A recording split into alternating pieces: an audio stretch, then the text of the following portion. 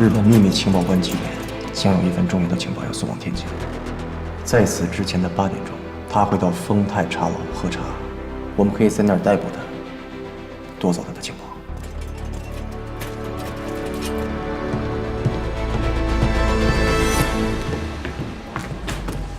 处长，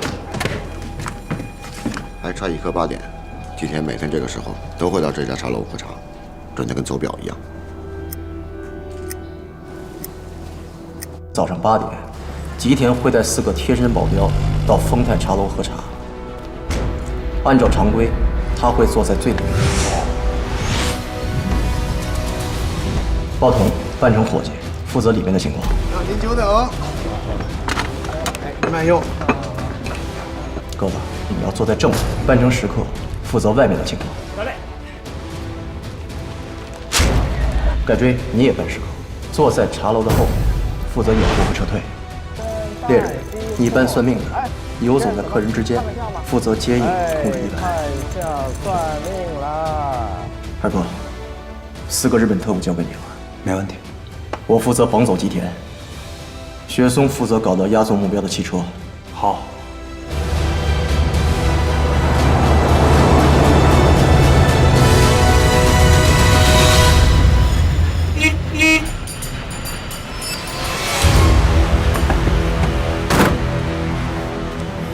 车没问题吧？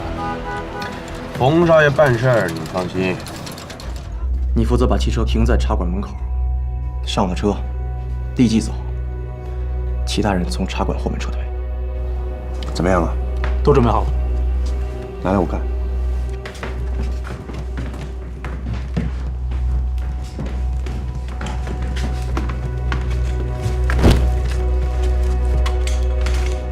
都柏林道徐家灭门案的凶手，那个姓陆的。行动。是。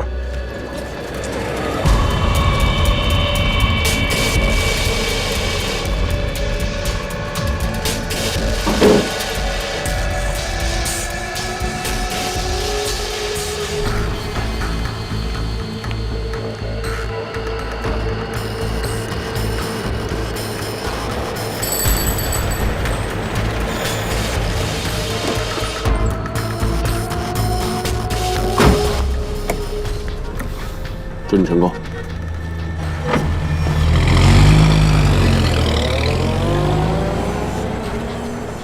除非让我参加行动。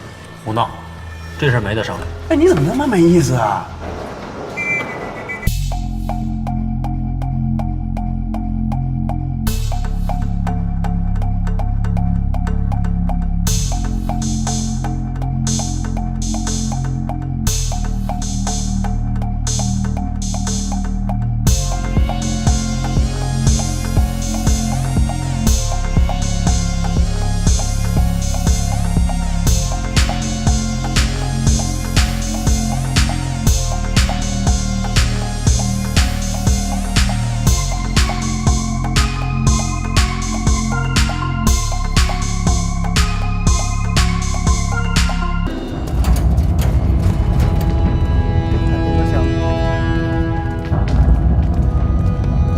里边请，里边请。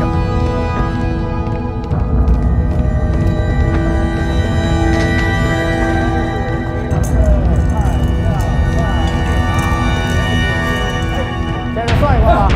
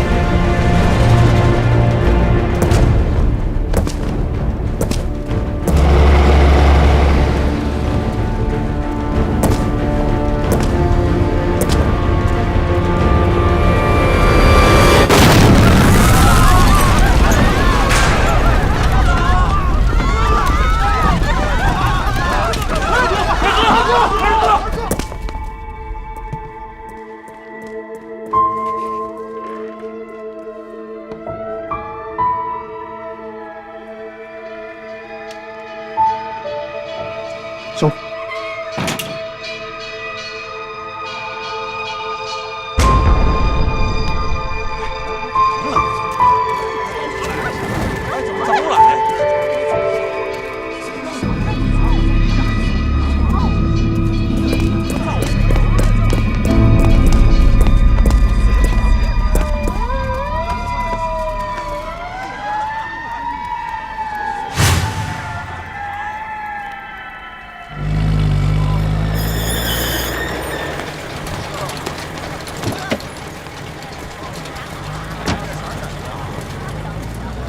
现场情况怎么样？处长放心，一切顺利。但愿吧。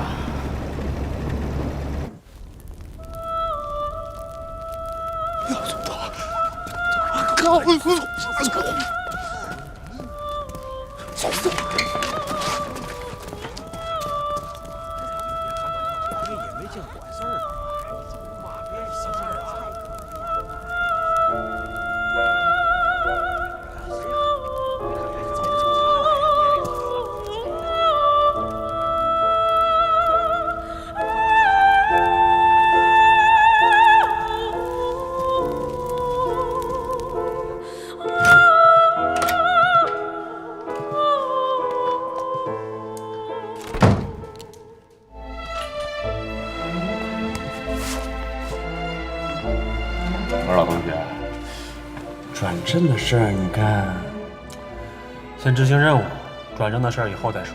每次一聊到转正的事，你就扯开话题。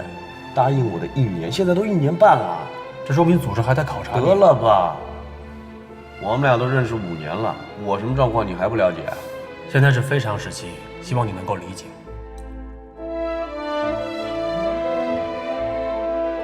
哎，现在几点了？7点48。哎，你怎么还用这块破表啊？你都不怕耽误事儿啊？来，用我这一块。谢了。这表不错呀。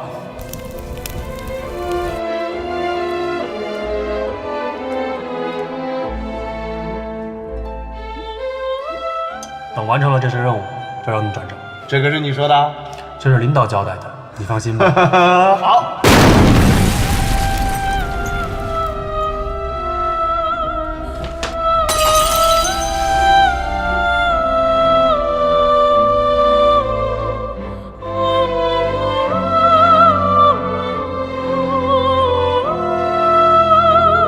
焦臭，混杂着香味，竟然是这样的气味。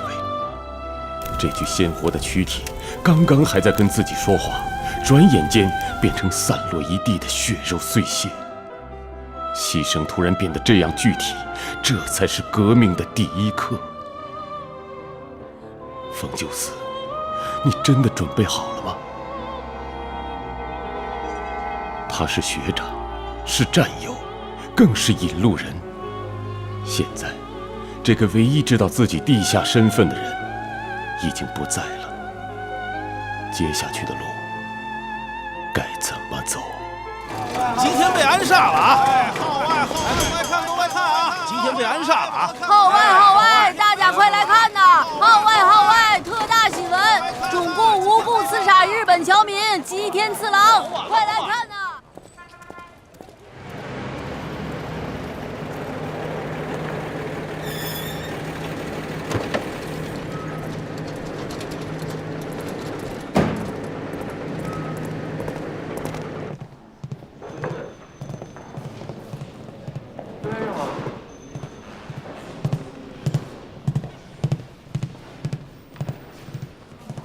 周先生好。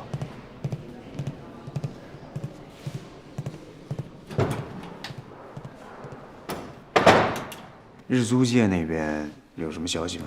啊，已经认定是中共干的，车是被手雷炸毁的。被炸死的中共分子身份已经确认，叫郭立。叫什么？郭立，以前是南开大学学生会的负责人，一向亲共抗日。郭立，熟悉的名字。郭立是小舅子冯九思的同学，两人交情匪浅。而且郭丽对冯九思的影响颇深。郭丽是共产党，那冯九思呢？他会跟共产党有关系吗？这真是个要命的问题。啊，你出去吧。是。那个穿风衣的背影，第一时间出现在暗杀现场的人，会是冯九思吗？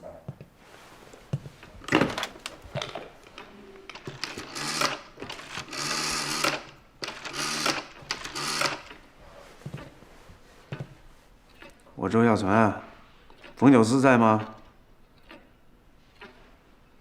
啊。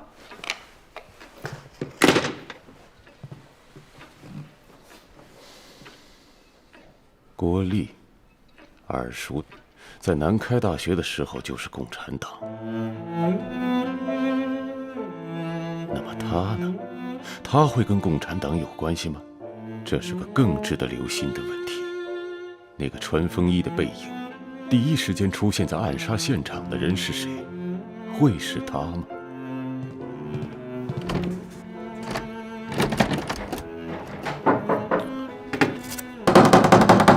冯九思，开门！冯九思，我知道你在里面，你要是不开门，我就踹进去。来了，来了！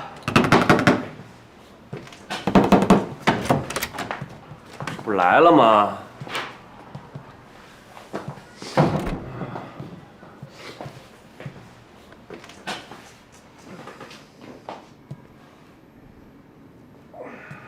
这哪是人住的地儿啊？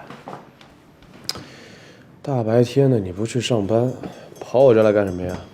这话应该我问你，你大白天的不上班，待在这儿干嘛？病了。什么病？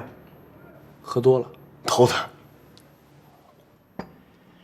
别闹了，冯大少爷，别跟我那么客气。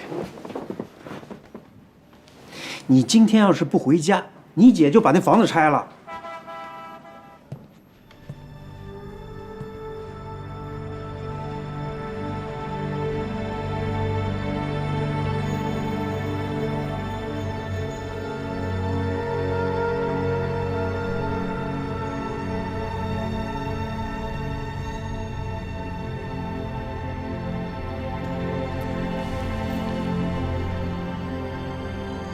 哎，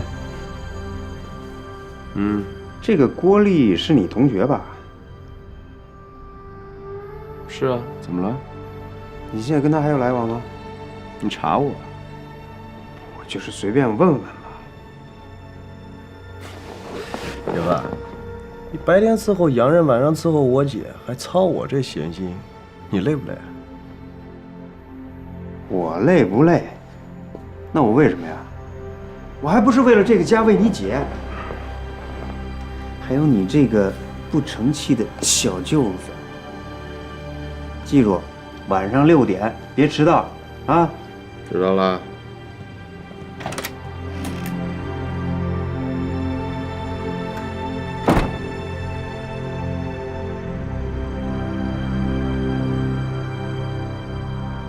看一看吧，今天的报纸。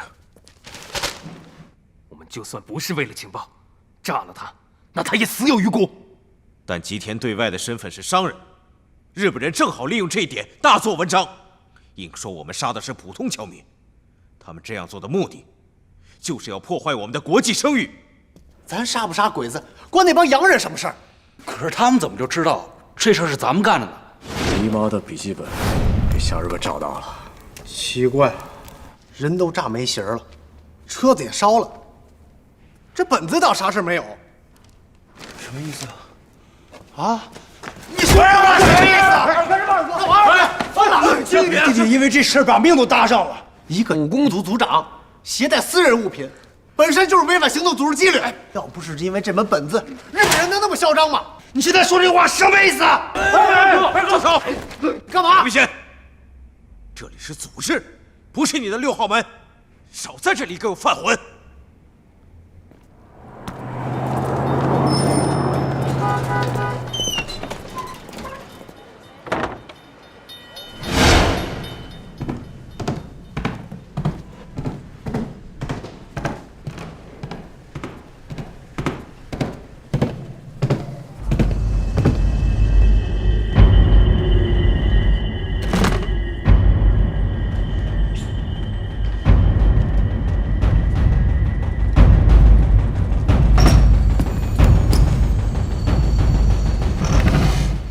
今天就得走。据我们线报，邮差已经回来了。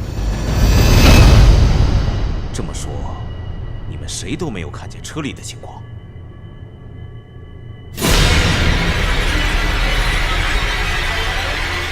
这车哪来的？啊？是雪松新发展的一名同志提供的。那个同志叫什么呀？那同志叫什么呀？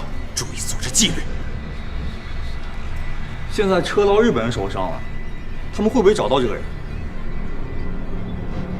不会，车是从黑市上买的拼装车，他们查不到。不对，吉田身上没有弹药，雪松和狸猫也不可能炸车，这车怎么好端端的说炸就炸了呢？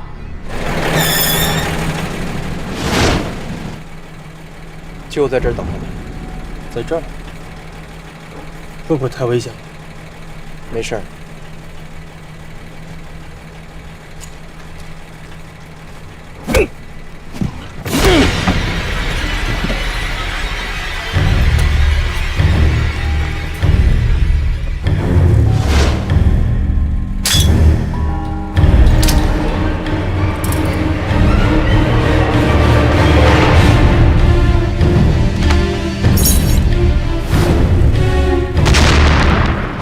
西边出城，到了杨柳青悦来客栈，跟掌柜说是周老板叫你来收门神的，他会安排你去沧州。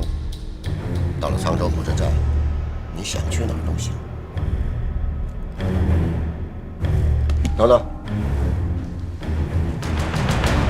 这么多钱就买你一个人，我总觉着有点贵。这点钱只够买我一个人。其他人你就别想了。日租界这个地方，我们是待不下去了，都分散到英租界去，停止一切行动，暂时休眠，等待上级命令。休眠期间，由二哥负责横向联络。换箱子吧。先见着我媳妇儿再说。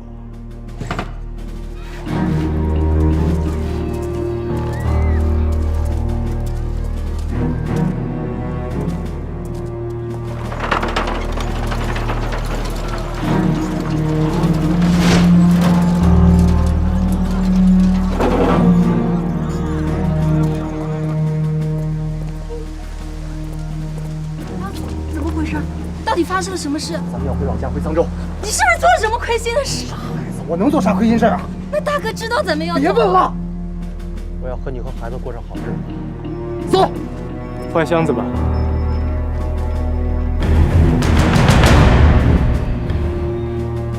杨先生，这2辆车都交给你，路上小心。不用。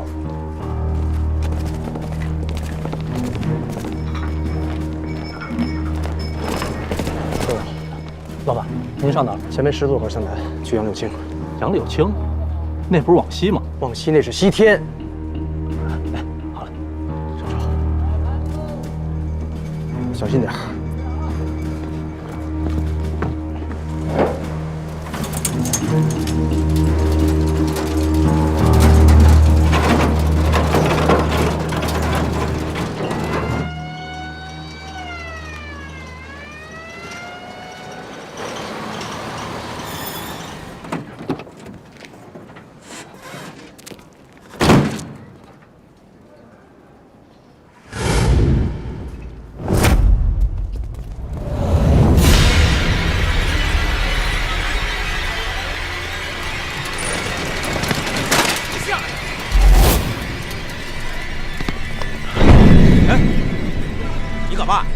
不好意思，我认错人了。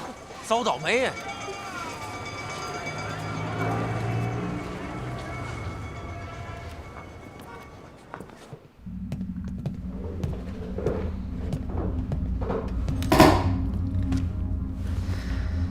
事情都办妥了。处长放心，保证万无一失。说说详细情况。是。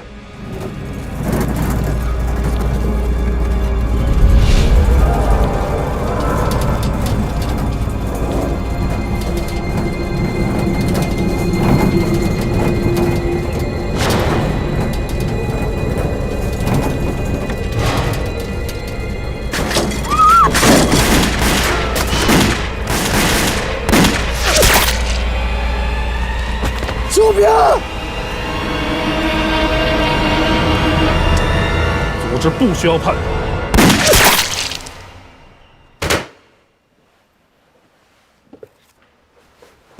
如果没有猜错的话，重庆还会有嘉奖。嗨，讲不讲的，弟兄们都跟着周处长混。谢谢处长。这是吉田的箱子。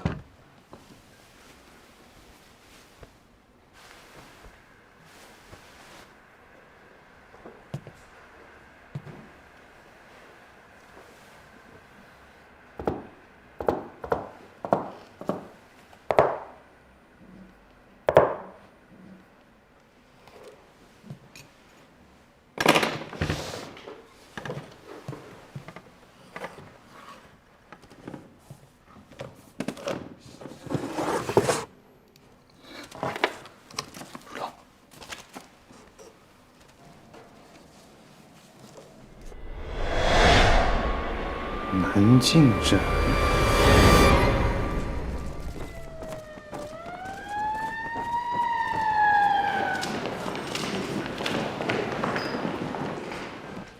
怎么可能是日本商社的经理？这绝对是个假身份。要我说，杀得好，管他是日本经理还是日本间谍，见一个杀一个。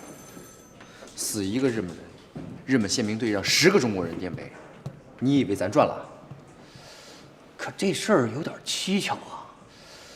这好端端的车怎么就能炸了呢？这个简单，事先在车上动点手脚就行了。宋探长。哎，李明儿，赶紧让你们冯探长去利顺德定位子。之前冯探长牵头的那个张连科团伙绑架案不是告破了吗？工部局下嘉奖令了，奖金300。嚯，名利双收，300。冯探长这回啊，独领风骚。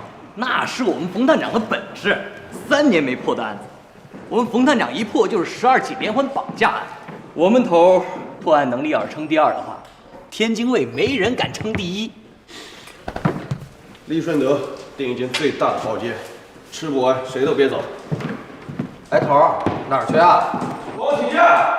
这什么意思？没意思，人家是周副处长的小舅子，又是神探。什么是神探啊？那得是天才啊！天才嘛，难免有点小毛病，任性一些。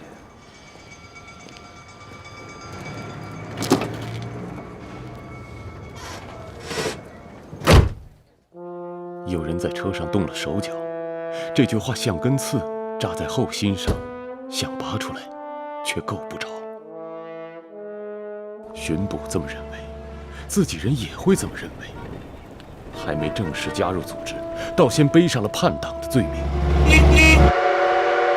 一定要说清楚。可组织在哪里？又有谁会相信自己？那个肩头上打补丁的人，或许是唯一的线索。在肩头上打补丁的只有脚夫，必须要找到他。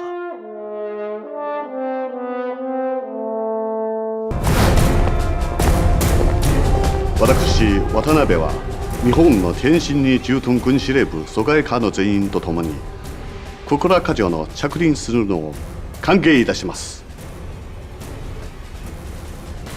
可悔の着任は誰よりも楽しみにしていたのはこの私だ。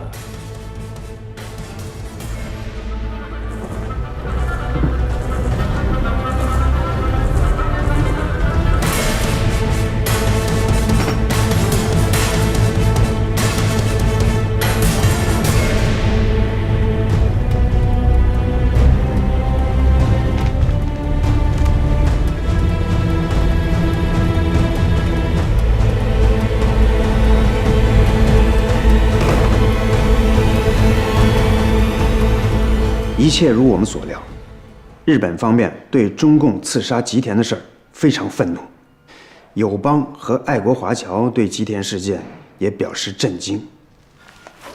干得好，小村，你这招狸猫换太子使得妙啊！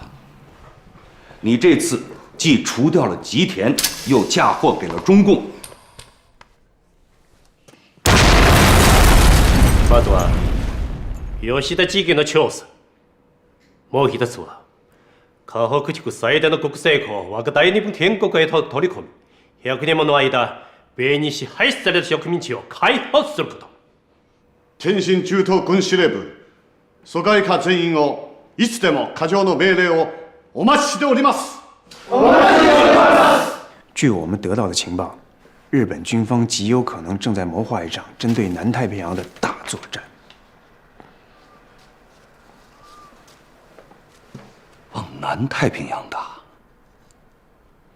这是跟英美叫板呐！真的搅和起太平洋，天津这英法租界，迟早会水漫金山呐。挨拶代わりで、このメモにある者たちは、中高天津地下組織と国民政府軍動組織に配属されいる。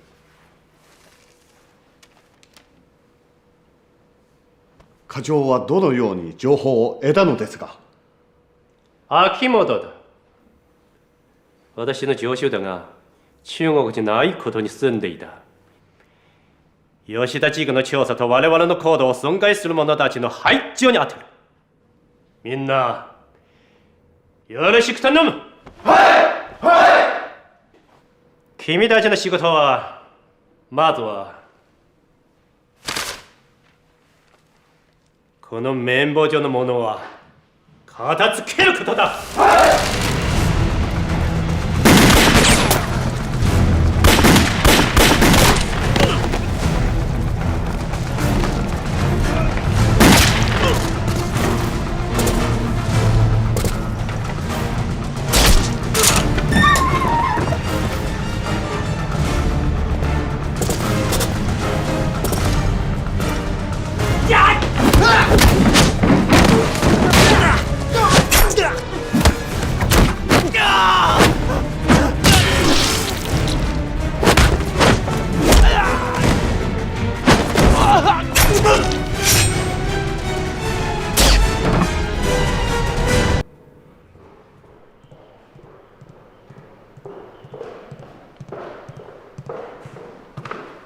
处长，出事了！日租界、芙蓉街的据点被日本特务给端了，一起被端的还有中共的几个据点。是不是有人被捕以后叛变了？现在还不清楚是哪个环节出了问题。马上查，必要的时候做好撤离的准备。是。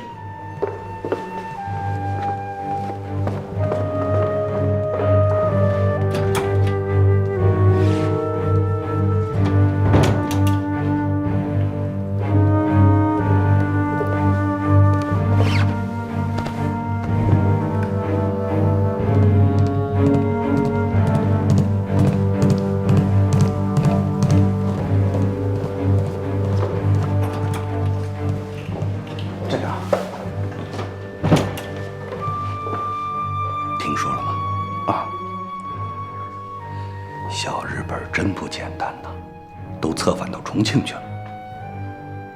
您的意思是重庆那边出了叛徒？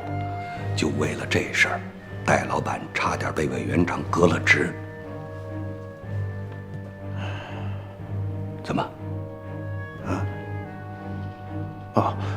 属下原以为这件事儿跟吉田事件有关呢。要是真有关系，你早就被就地正法了。是。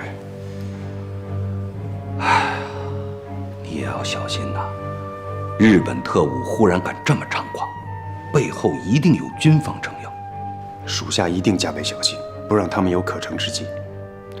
我等的就是你这句话。明天我回重庆协助调查，站里的事儿就拜托你了。是。走了。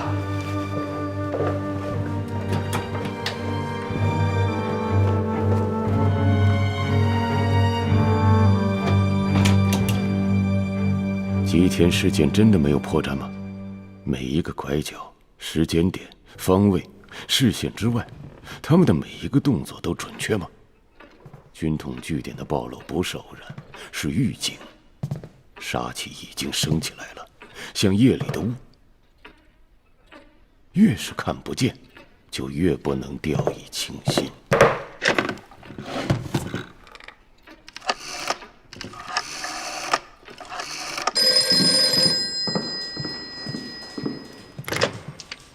冯九思呢？冯探长没在。今天晚上不是应该他值班吗？他说他有点事儿，稍微出去一会儿。他去哪儿了？我不知道啊。那还不快去找？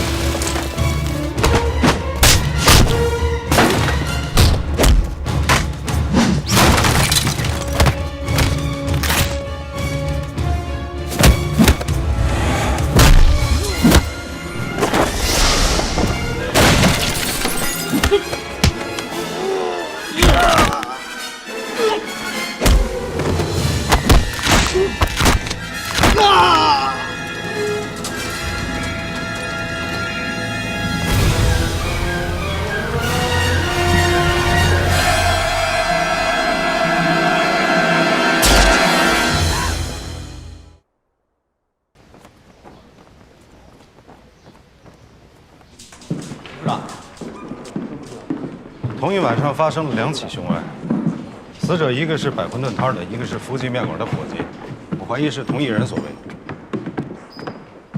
那现场有目击证人吗？有，馄饨摊附近有人看见了凶手的背影。这个人您就是没见过，也应该听过。谁呀？蓝清瑶。这么说，你是先听见一声枪响，然后看见一个戴帽子瘸腿的男人，一眨眼就消失了。对，我能提供的信息就这么多。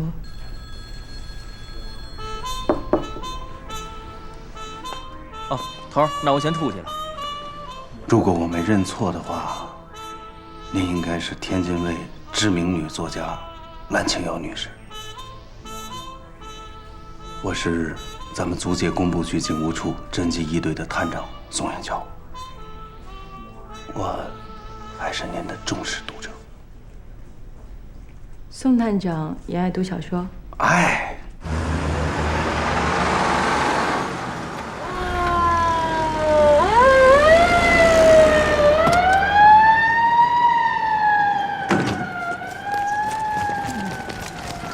副探长，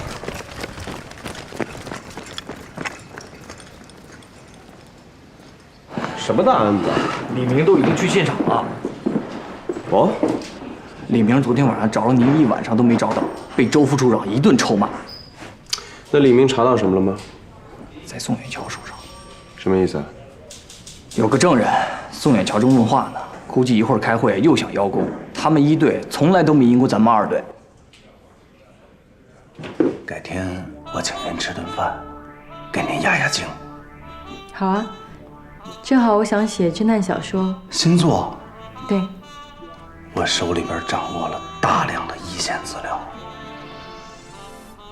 你像去年震惊华北的那个天台女尸案，你知道幕后使者是谁吗？天台女尸案可是我们侦缉2队破的。你有事吗？哎，这不是蓝教授家的千金，现在应该是蓝副局长家的千金。久违了，冯少爷，好久不见。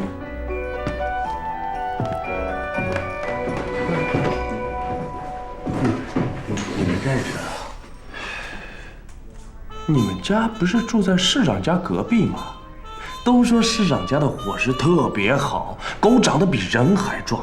不是你怎么说话呢，冯总？你要是那么感兴趣的话，不妨亲自去市长家的狗窝前尝一尝，这样你不就知道了？我可不敢，我怎么能抢了令尊大人的所爱呢？冯九思，你别太过分了。冯探长，周处长通知我们去开会。哎呦，开会喽！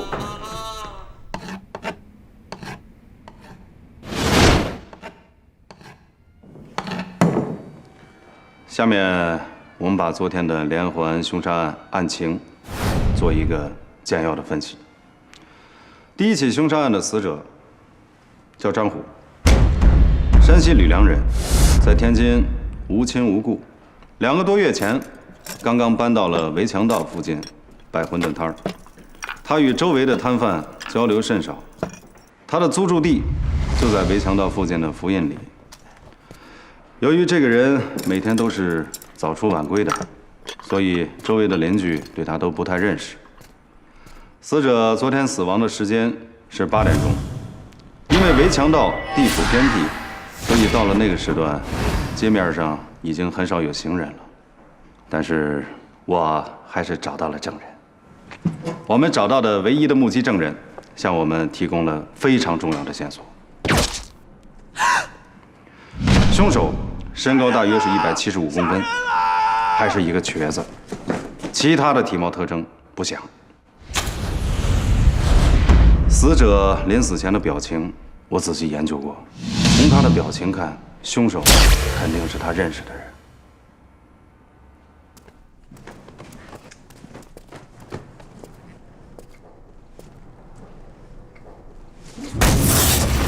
在当晚12点钟，有人在丽思科木道的福记面馆附近听到了枪声，这就是昨天晚上的第2起凶杀案。死者是福记面馆的伙计蔡武，山东泰安人。我也仔细研究了一下他临死时候的表情，和之前的张虎十分相似。那是不是就是说，这个蔡武也有可能认识这个凶手？可能性极大。在案发现场发现了一条很有价值的线索。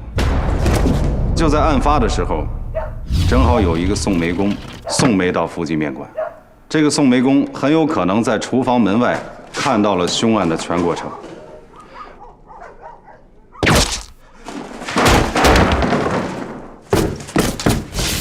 在离福记面馆不远处的巷子里边，我们发现了血迹。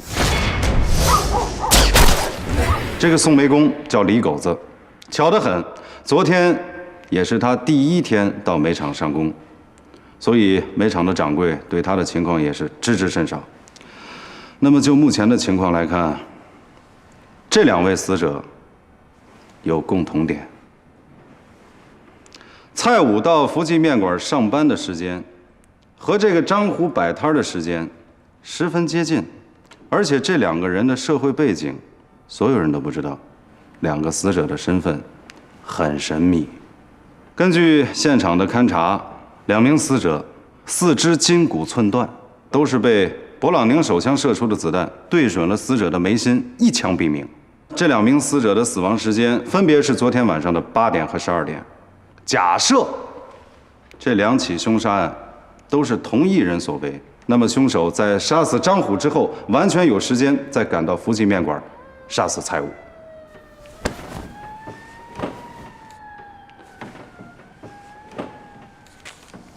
至于2颗子弹是不是出自同一支勃朗宁手枪，得等到这个弹道检测报告出来以后才能确定啊。目前掌握的情况就是这么多，处长。那看来这2个案子确实有可能相互关联啊。你再派人把现场勘察一遍，看看有什么遗漏。Yes, sir。另外，医院、诊所都布控了吗？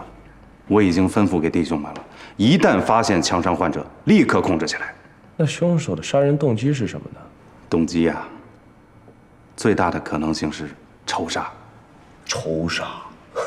什么仇啊？2名死者之间有什么联系？那凶手下一个目标又是谁呢？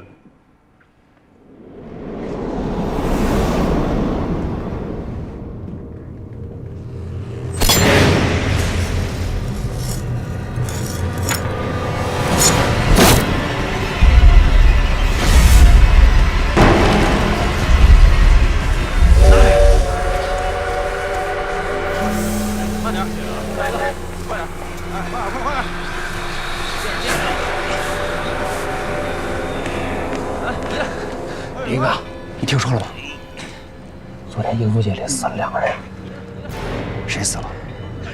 一个卖馄饨的，一个面馆的伙计。现在这英租界里真是没法待人。求你，哎，林哥，林哥。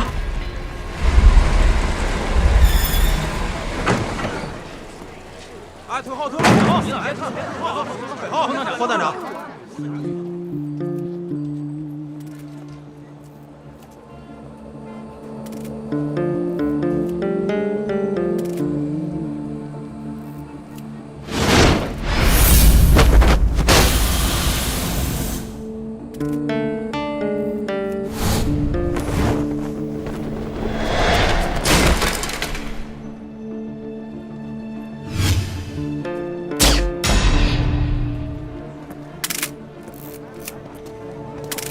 走，去下个现场。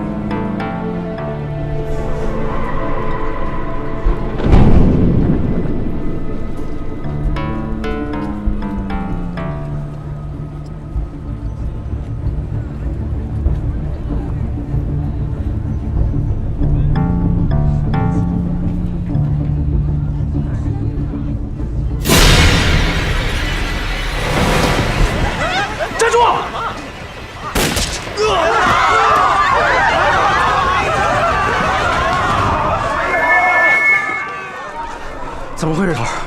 谁打枪？看到一瘸子，把子弹带去物证科，看看跟尸体上是不是同一个。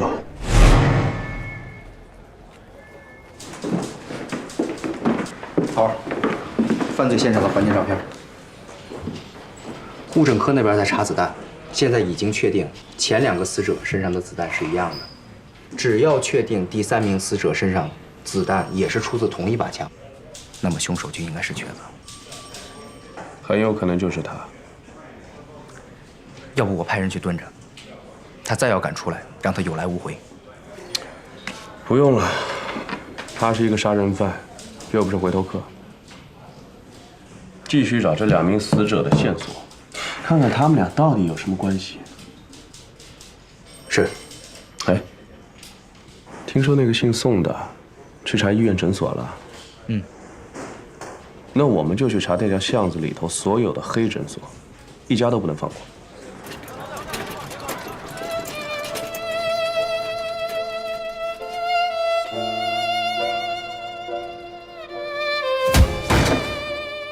你现在说这话什么意思啊？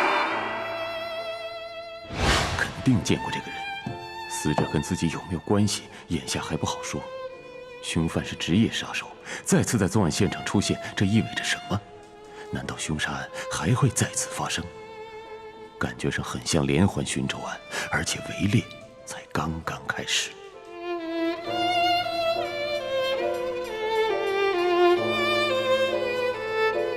一夜之间，2条人命，雪松和狸猫也死得古怪，从来没有出现过这样的情况。敌人到底是哪一伙的？躲在哪儿？现在该怎么办？让人给捂在被窝里捅刀子，这不行。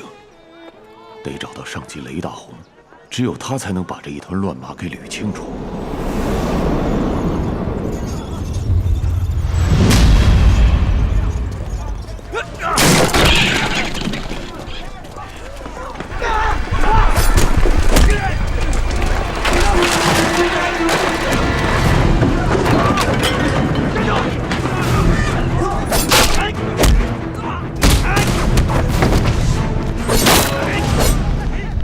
共産党連絡員3号が自供した情報によると、秋元がすでに報道台と東京の2つ拠点を襲撃。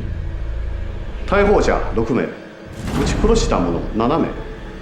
撃ち殺した者7名のうち、吉田事件の特別行動隊の隊長レイター本もおりました。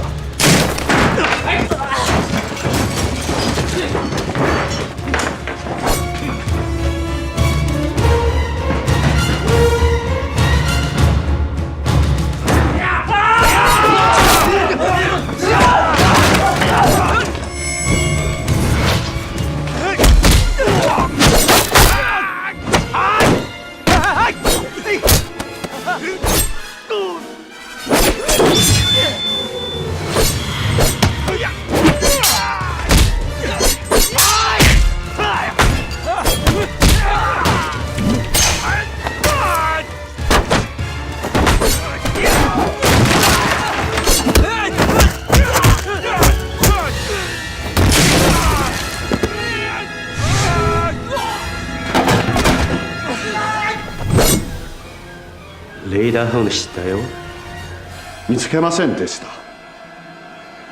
なぜだ？彼は重傷を負い逃げました。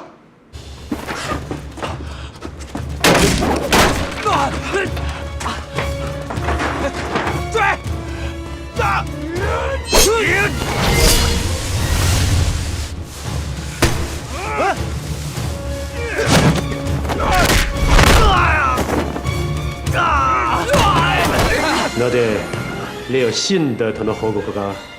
彼は腹部や本部や背中を撃ち抜かれています。ショーの情報によるまず死ぬはずです。别跑！站住！站住！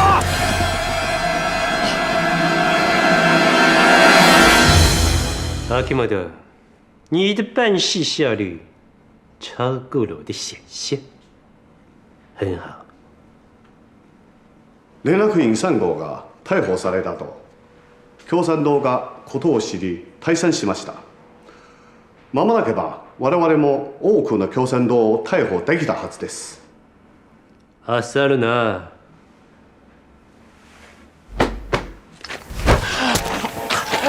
二哥，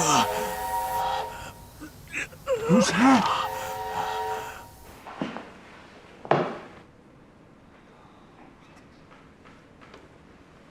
ゆっくりとやればよい。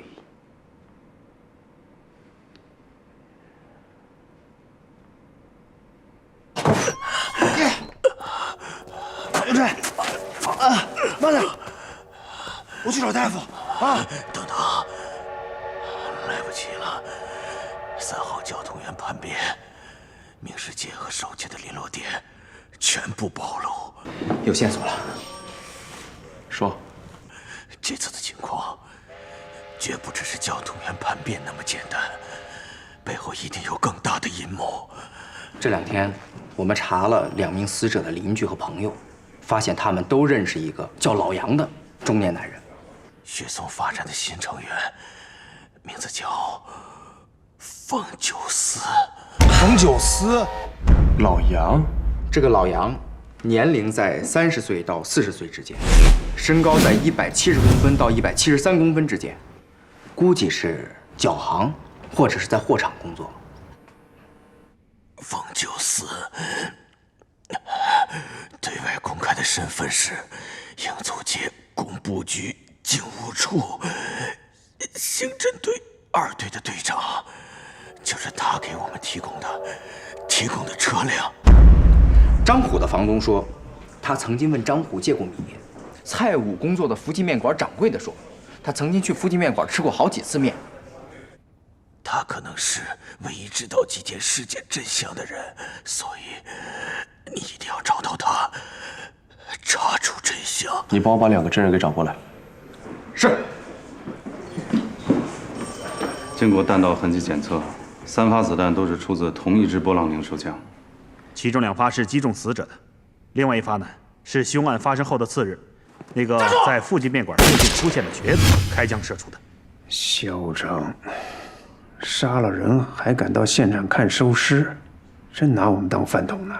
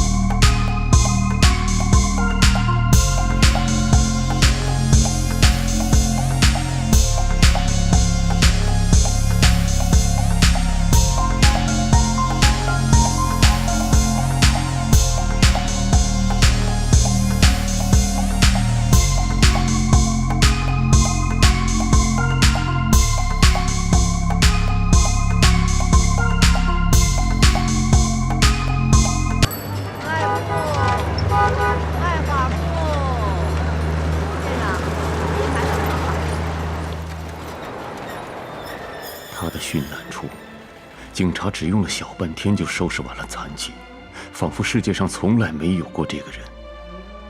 吉田事件的真相是什么？组织在哪里？就算找到了，能为自己洗清嫌疑吗？四周都是高墙，墙壁正在越收越紧，能找谁去说呢？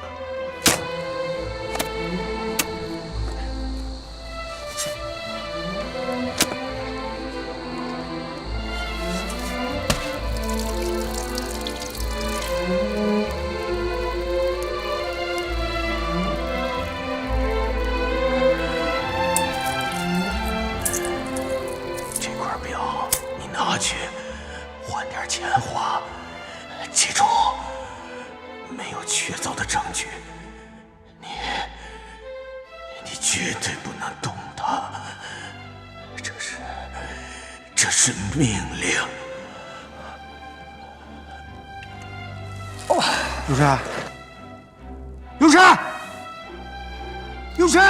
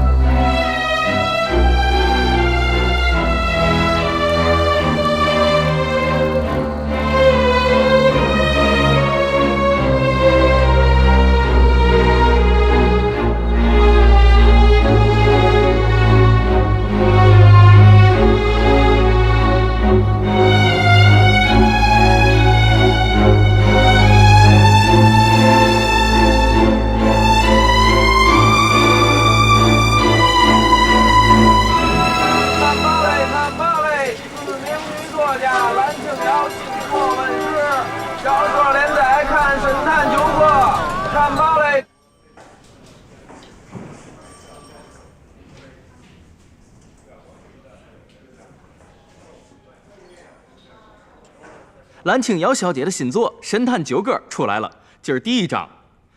我看了一眼，不过我觉得这个九歌明显像冯探长。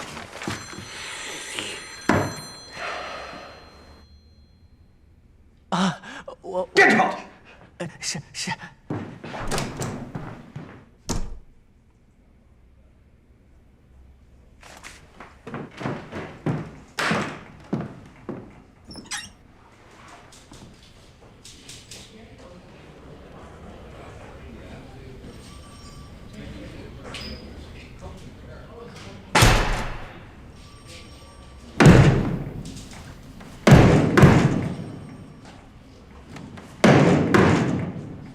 又疯了，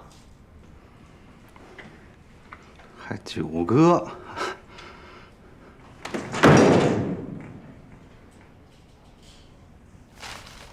このページを読んだか？私は中国語の新聞はまだ読むことができません。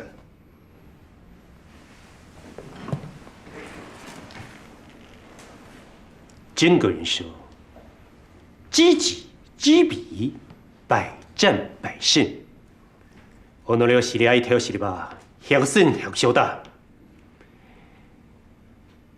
中国の新聞にも多くの情報を載っている。例えば、この蓝清友。どうやらこいつは我々の警告は熟知している。蓝清友、この名前は噂が聞いたことがあります。正しい情報は出なければ聞いた話など必要ない。はっ。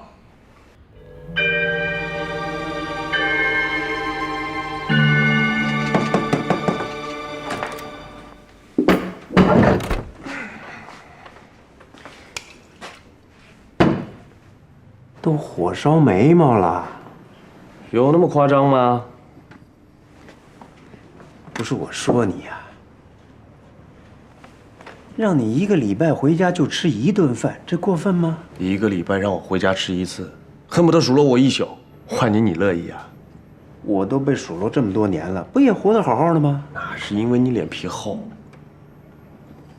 把你生活费停了，我看你还贫不贫嘴？少拿生活费吓唬我！本少爷向来啊视金钱如粪土。嘴硬是吧？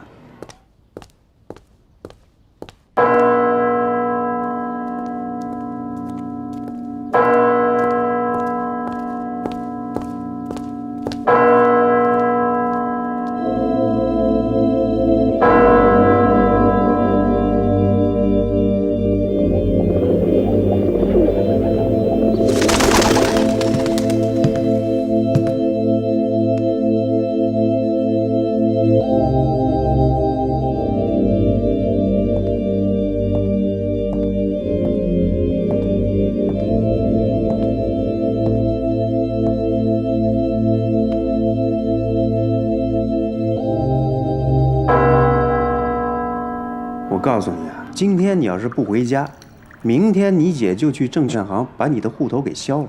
往后啊，你就指着你探长的薪水吧，哼，1个月30块，还不够王宝莲的小费吧？他真这么说？爱信不信啊？行，今天看在姐夫你面子上，本少爷就委屈一回。哎呦，那我还得谢谢你。哎呦，别跟我客气，咱都是一家人。我上辈子积了什么德呀，摊上你这么个小舅子？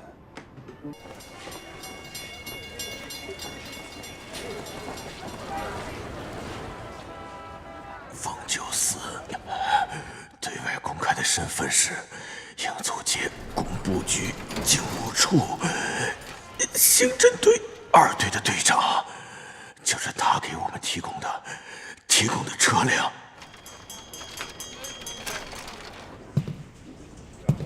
你要的东西，那么快？神探9哥交代的事儿能不快吗？2个证人说了半天也没说出个所以然来，还好老张一画出来，都说挺像的。这就够了。沈探，你怎么谢我？利顺德啊。OK。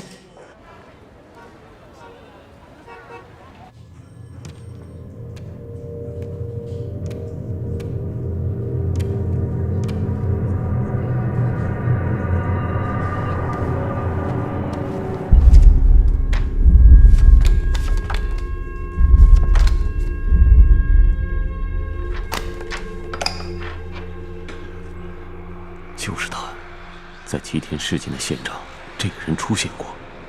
还有连环杀人案的2名死者，他们当时也在。这3个人都是共产党。只要找到这个人，就能找到组织。必须要提醒组织，一系列有计划的暗杀刚刚启动。对了，还有青瑶，他写的连载小说情节竟然和前2起凶案如出一辙。甚至也猜出了被害者的同党身份。危险的巧合，凶手肯定会注意到，但只是巧合。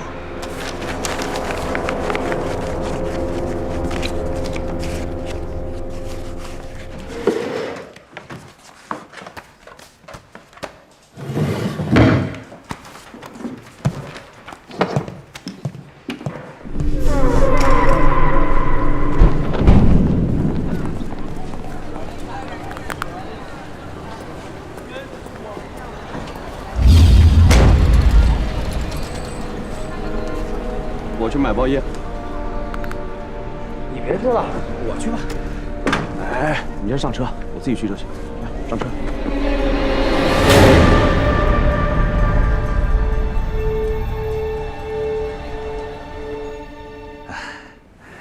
最近工作上有什么困难啊？忙啊。冯九思是不是找你麻烦了？没有。小事儿，小事儿一桩。周队长好。我让你买的那支股票怎么样了？啊，您放心吧，已经办好了。周队长，您来了。好久不见，把这篮水果给大家分了吧。谢谢周队长。我看见孝存的车在门口，他在吗？周处长在贵宾室会客呢。啊，我怀疑他是中共警务处也在找他，我希望你能在他们之前找到。是。进。孝存，没有打扰你们吧？没有。刘经理，那就这么说定了。好，这么定了。那我先告辞了啊。见。好。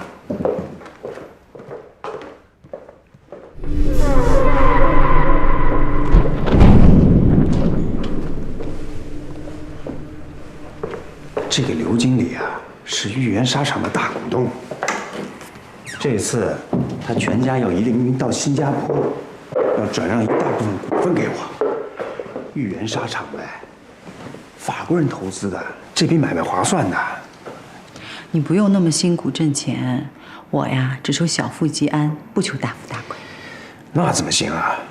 这2天我算了一下，咱们账上那些钱省着花也就支撑10来年，还是咱俩。等咱们有了孩子，九思娶了媳妇儿也有了孩子，那可是大笔的开销啊。等到哪一天日本人真的进了……好了，你也想太多了。我就是随口一问，股票的事情我也不懂，只要不亏就行了。到饭点了，午饭一块儿吧。好啊。附近新开了一家牛排馆，说味道不错的。你不是不爱吃牛排吗？你不是爱吃吗？你吃牛排，我让他们给我下面。表现得不错呀。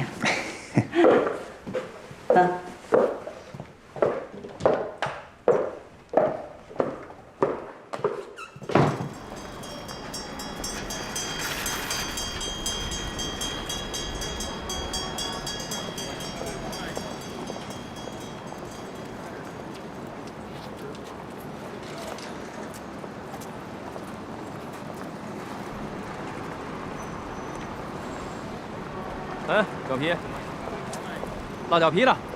哦，还有呢。格兰特刀，走。磨蹭嘛呢？走啊！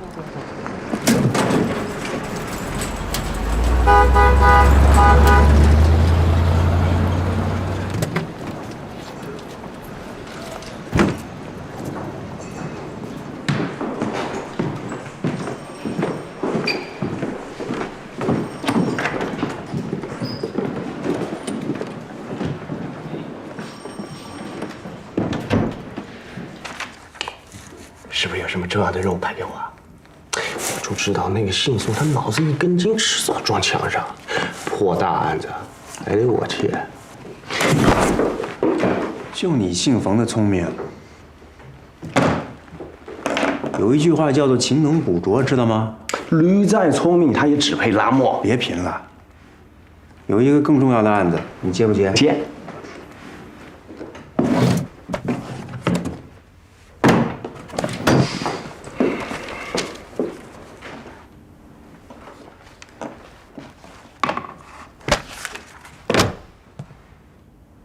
嫖客跟妓女扯皮，这也能叫案子啊？非得出了人命才叫案子啊！哎，我们每天干的都刀尖上舔血的活，你不破杀人案，叫我们警务处干什么呀？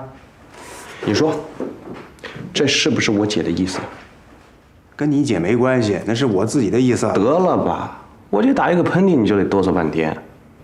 如果不是我姐的意思，我的事情你少管。我是你的上司，你的事儿我不管，谁管啊？上司更应该知人善任。你让那个姓宋的去查案子，你就不担心他把凶手给放跑了？如果再有凶杀案发生，你怎么跟戴老板交代？戴老板，戴尼斯处长。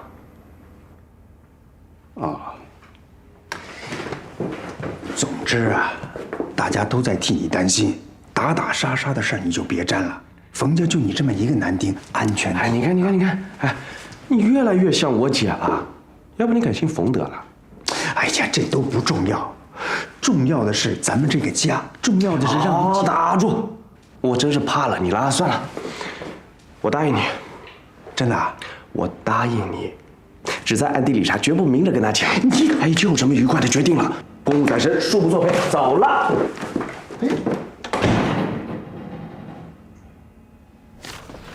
杨明信，河北苍老人，一直在6号门扛大包。可是不知道怎么了，昨儿个他突然不干了。不干了？人去哪儿了？这个还不知道，不过我可以接着再查。那你能知道他住哪儿吗？棚户区，和他一块住的是他以前码头上的一个工友，罗有才的老婆孩子。这孤儿寡母啊，经常受人欺负。姓杨的仗义，自个儿养下。哦，对了，他有个弟弟叫杨耀祖，也是跟他一块在码头扛包的。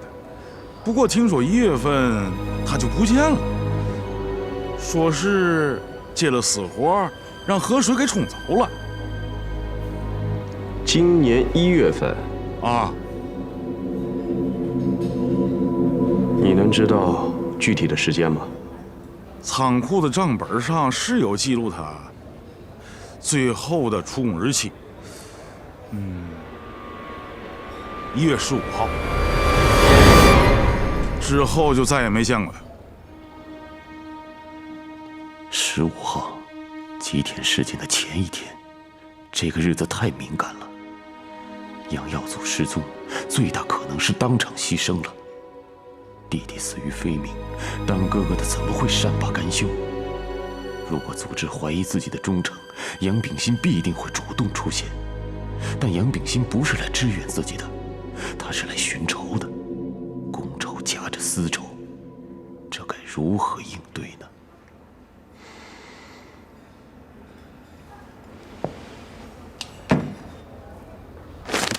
辛苦你，接着替我找。这么厚，更厚的还有呢。行嘞，你就请好吧。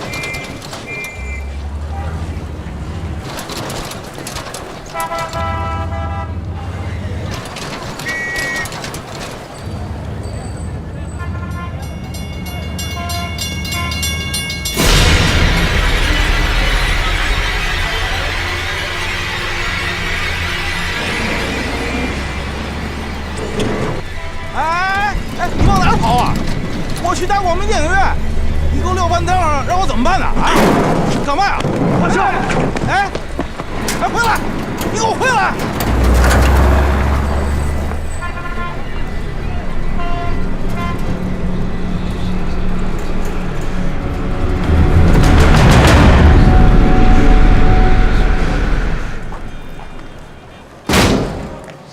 找我啊？不怕上了我的车下不来吗？本少爷就不知道“怕”字该怎么写。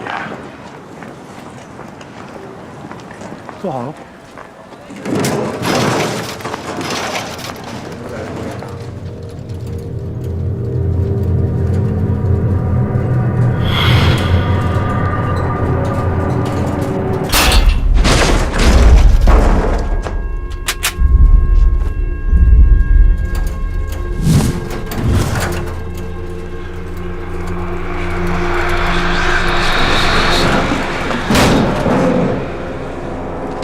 这就完事了。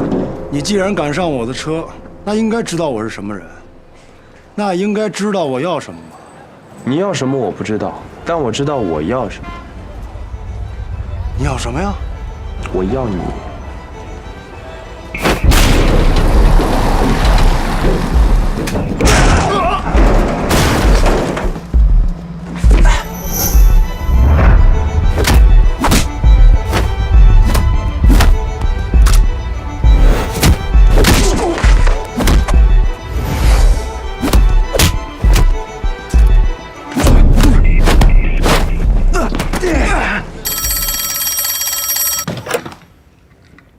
周孝存，是我。那2名死者是不是中共还不大清楚，不过画像上的人已经查到了，他叫杨秉新，是狸猫的哥哥，和狸猫一起参加过吉田行动。消息确实吗？确实。杨秉新，车站扛包的。你弟弟叫杨耀祖，也在车站扛包，1月16号失的踪。你是巡捕，知道这些不奇怪。那你知道我要抓你吗？为什么抓我呀？因为你跟最近2起凶杀案有关。你有证据吗？当然有，这是在案发现场目击者提供的画像。这就是你的证据啊？嗯。这是栽赃。有没有栽赃，跟我走一趟就知道了。你又来，冯九思，你这个叛徒！我要你血债血偿！你觉得我是个叛徒，你就一枪打死我？你真以为我不敢开枪？你开枪啊！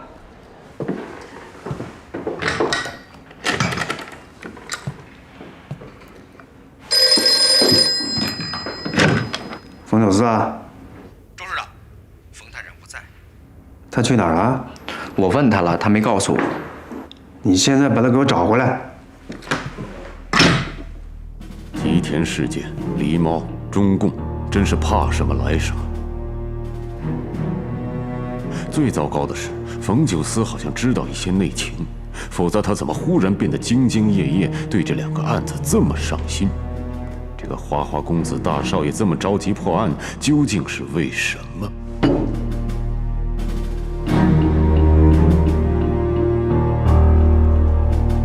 小子，别玩得太过。你不敢开枪，因为你没有证据。是，我是没有证据，但是我不会这么便宜的让你死。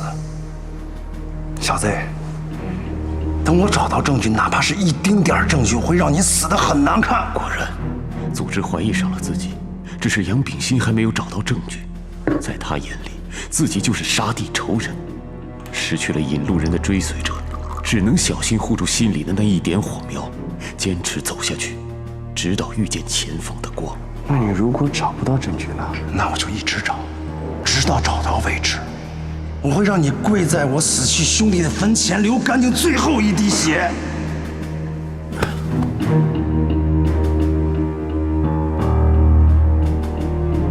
记着，别让我找着机会，别让我找着证据。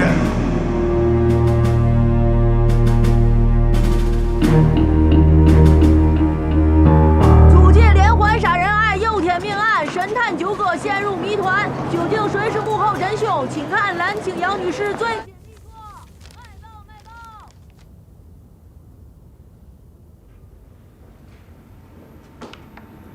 面白くなってきた。暗殺者の次の手をまるで知っているかのようだ。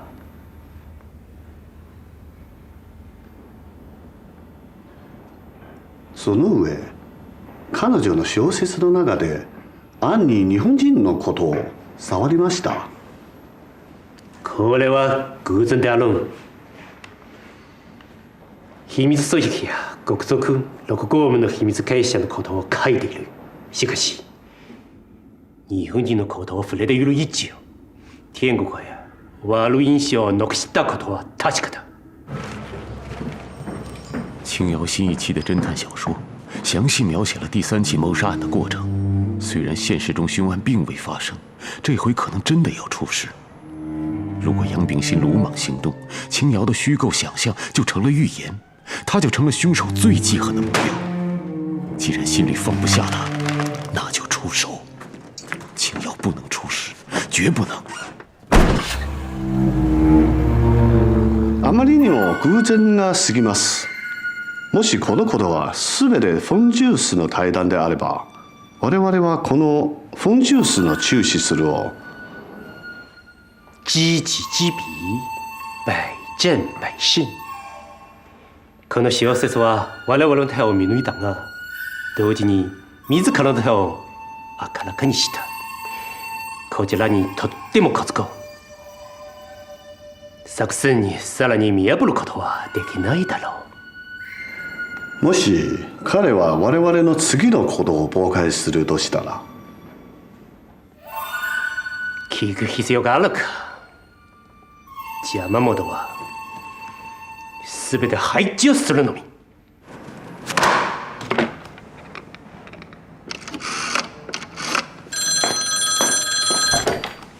喂，青瑶啊，爸爸，你怎么给我打电话了？你是不是又在写你那个《神探九歌》？你也看了？我何止是看过，我还知道你里边写的是谁。爸，虚构人物嘛，总会有现实的影子。青瑶，爸，我今天真的很忙，我们改天再说好不好？青瑶啊，我不担心你写谁，我是担心你写的那本侦探小说里的内容。今天连市长都问了，说跟这个英租界的连环杀人案很像啊。还有日本官员说你这个小说里写到很多日本人，他们很不高兴。你要不想惹祸上身啊，你还是别再写下去了。但是他们太敏感了，我根本就没往日本人那么想。青瑶啊，你也得替爸爸考虑一下。爸爸成天跟那个日本人啊，低头不见抬头见的，他们要是问起我来，我怎么跟人解释呢？那是您的事儿。当初您选择走向新政府的时候，就应该料到会有今天。蓝青瑶，你越来越不像话了啊！你看，我说真话，您又不愿意听。算了，反正我们谁也说服不了谁。不过我永远是您的乖女儿，您别生气好不好？没什么事，我先挂了啊。蓝青瑶，钱是欠他似的。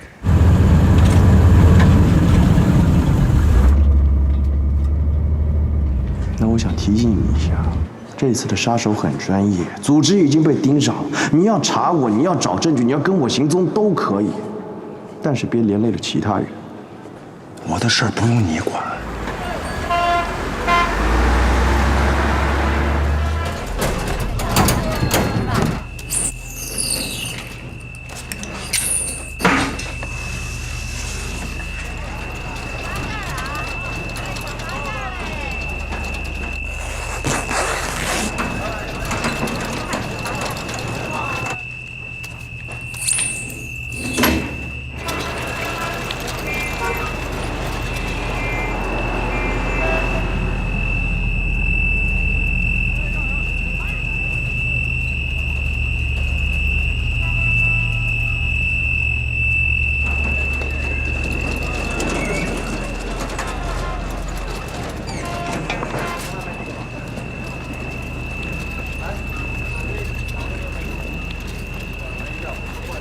慢走。哎，老板，刚刚谁叫车了？这儿没人叫车。哦，那可能是我弄错了，我去旁边看看。来，小刘，我上去茅厕，帮我看会儿啊。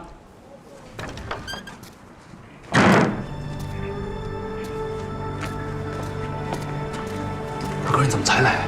报通和改锥怎么就出事儿了呢？先别问了，我来就是通知你，马上离开这儿，回老家躲一段时间。等风声过了，我找人通知你。你告诉我，到底是谁杀了报通和改锥？现在还不知道，我正在查。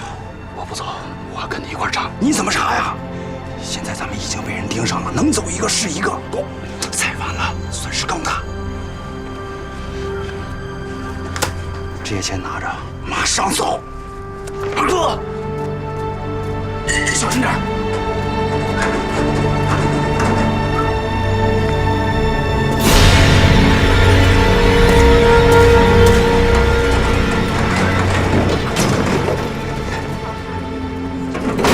没事吧你？你怎么在这儿？废话，我一拉车的不得到处跑啊。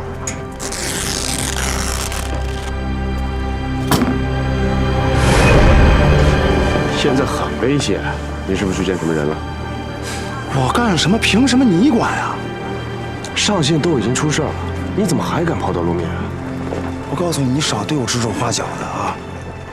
是你说的，组织已经被盯上了，对方是专门干这路活的，他们一定很快查出其他同志的下落，我得比他们更快。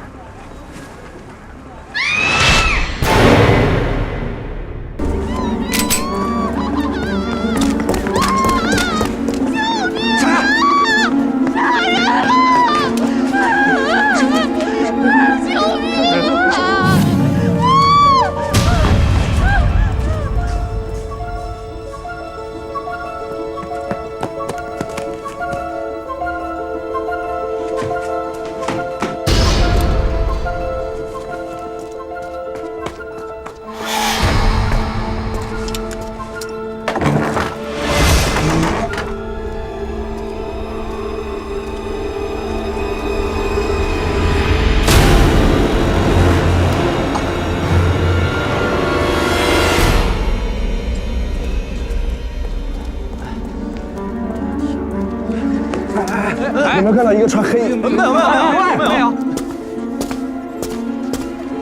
哎，香烟了。哎，有没有看到一个穿黑皮的人从这跑出来？没有。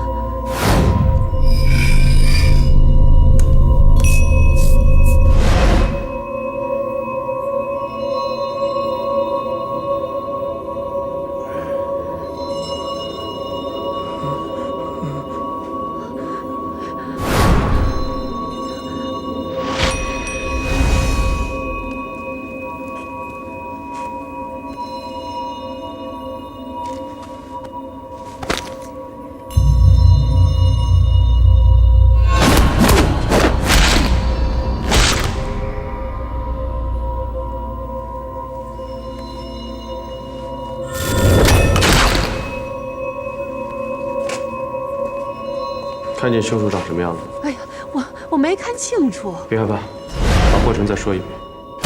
刚才啊，我在里边盘货，我就听见外面有动静，我这跑出来一看，这人就已经死了。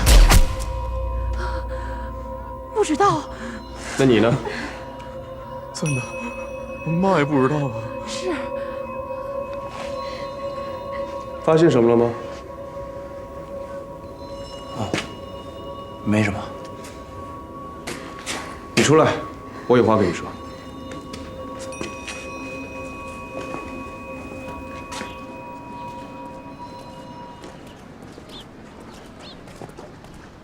中计了，咱们中计了？哎，不是咱们，是你。你说什么？凶手应该就是跟着你才找到了鸽子。不可能！要真是这样，为什么不把我一起杀了呀？继续跟踪你，放长线，将你们一网打尽。你放屁！情报工作的首要原则就是单线联系，组员跟组员之间并不横向联系，而是由你这个联络人单线跟他们联络。问题是我在已经死的蔡武和张虎之间发现不了任何联系，唯一的交集点就是你。你觉得这一切都是巧合吗？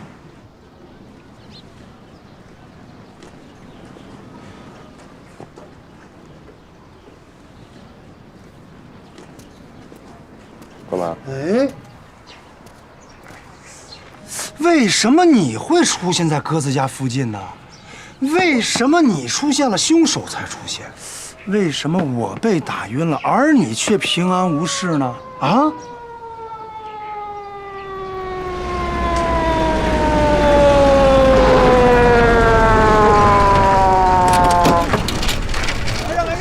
让！哎，警察办案了，让！快点啊！赶快，过来！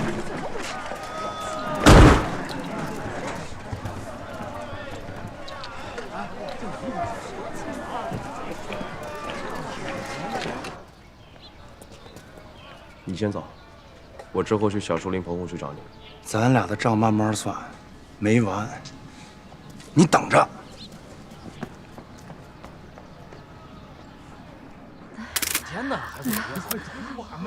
我没看见啊，我嘛都不知道，你可别问我了。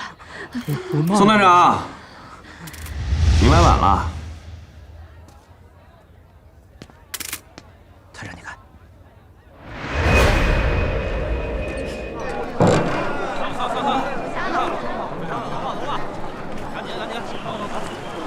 不是散了。赶紧！废话，赶紧的！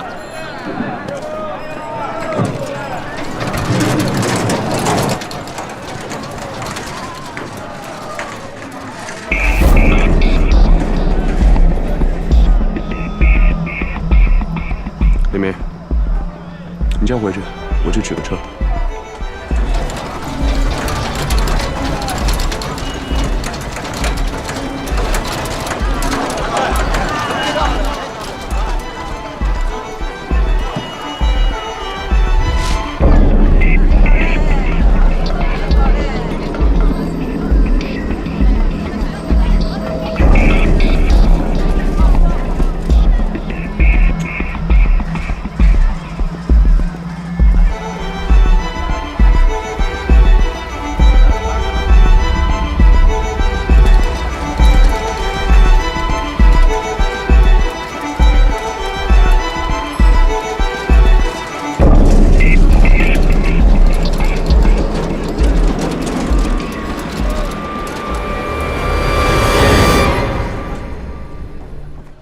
我们在案发现场发现，死者在临终前用自己的鲜血写了一个撇，我推测有可能是凶手的名字。死者跟之前的张虎、蔡武情况都差不多，都是没有什么社会关系，没有什么亲戚朋友，背景非常的干净。所以我们推测这3个人应该是属于同一组织的成员。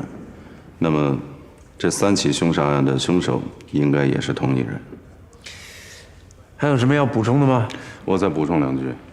冯探长那天也在现场，就是不知道冯探长有没有冯九思。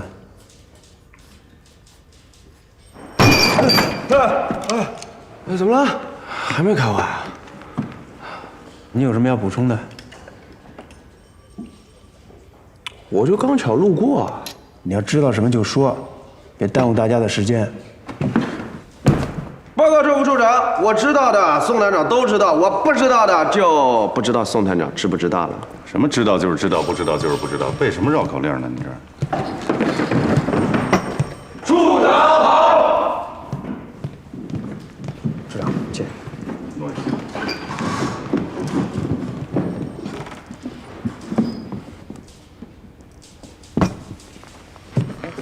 Please sit down. I'm sure you all remember the last time I sat at this table for a meeting was in that incident with a series of 12 serial kidnappings. And yet today, I find myself once again sitting at this table. No one likes to see this kind of egregious crime recur. Not to put any pressure on any of you. 但是您的到来，本身就是一种无形的压力。Very true, but I have great confidence in you. Will you be handling the case? 处长，这个案子是由我们侦缉一队的宋远桥探长负责。Ah, Song, I know you as well. Do you have a sense of how soon you will be able to solve it? Sir, we are working hard on this, but the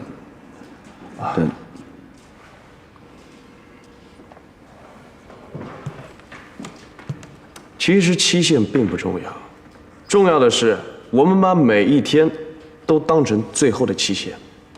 That's very true. But yet, we need to deliver a full accounting to the public as soon as possible to calm the mass hysteria. 处长，您放心，我本人会亲自监督这个案子，争取在这个月之内就把凶手抓到。In that case, Detective Superintendent Zhou, I look forward to your full report. 是。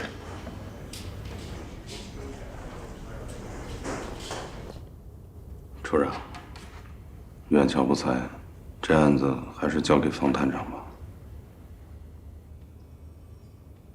跟我撂挑子啊？那戴尼斯处长一句话你就怂了？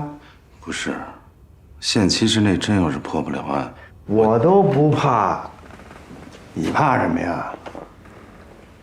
你从入警务处就是我一手带的，你有多少斤两我很清楚。再说这担子我都替你扛了，你只要尽力就行了。结果怎么样，你不用管。Thank you, sir。那我去忙。哎，你坐下。啊，坐。你瞧啊，你帮我一个忙，当然也是帮你自己啊。您的事儿就是我的事儿，什么帮不帮的？冯九思这小子呢，虽然爱出风头，没有大局观，但是他总有点邪的。你看现场他也去了，一定对咱们有所保留。对。哦，您是说我去问问他？你问他，他会说吗？我呀，就担心他鲁莽，坏了你的事儿。所以呢，你替我盯着他点儿。明白了，我从现在开始就密切注意他的行踪。如果有异常情况，立刻向您汇报。去吧。哎，好。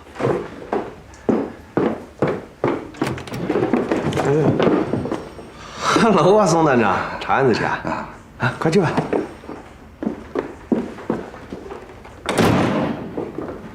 坐。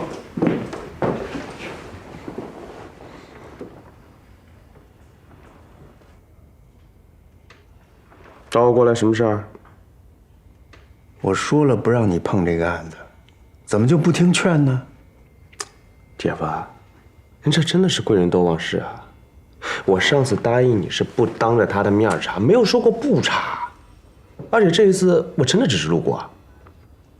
真的？真的。九思啊，你就听姐夫一句劝，这趟浑水你别趟了。这个案子很复杂，其中牵涉到日本人，还有可能牵扯到中共和军统。我们就是租界里头一个小小的警察，管不了的。被你说的那么复杂，你怎么忍心让宋探长去查呢？查案子是他的工作呀，那查案子也是我的工作呀。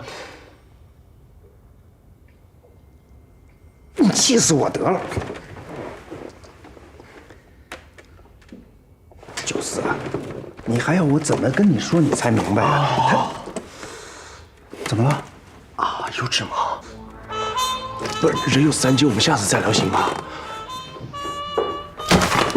不是，姐，你拉裤子上来！姐夫！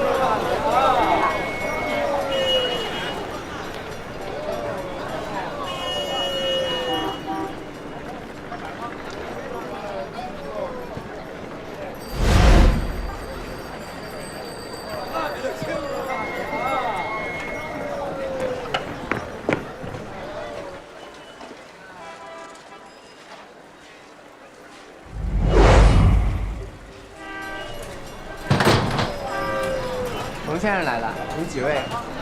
有位置。你怎么在这儿啊？跟朋友在这儿喝咖啡呀。好久不见啊！你是？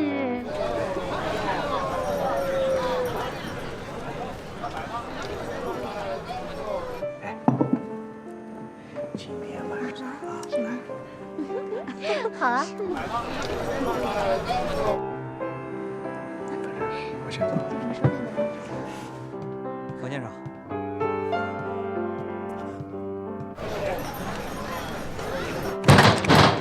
你们后厨在哪？先生这边请。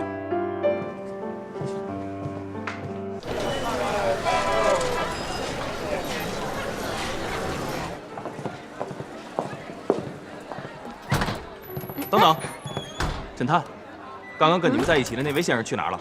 你问的是冯先生吗？对，冯先生已经走了。走了？往哪儿走了？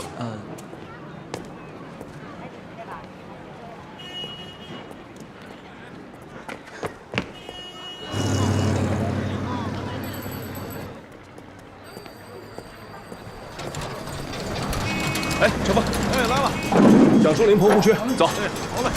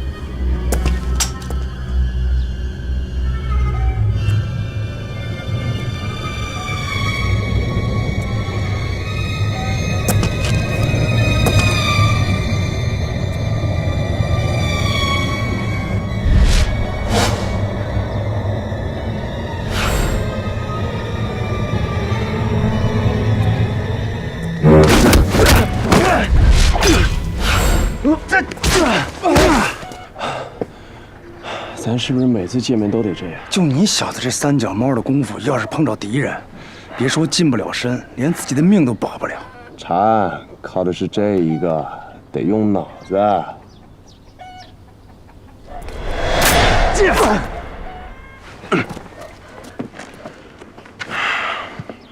把枪给我！我警告你，别耍花样。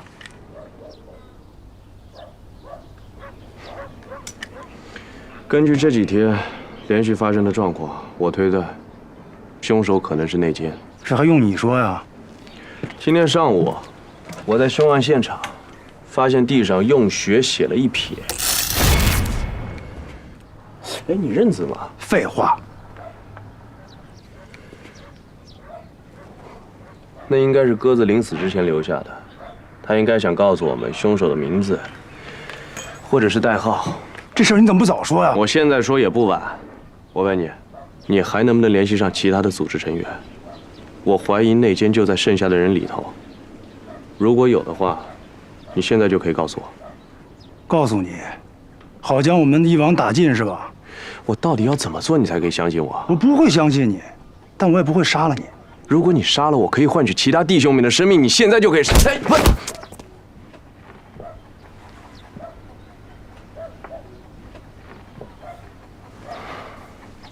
好，我给你时间好好考虑，明天这个时候我再来找你。你自己小心点。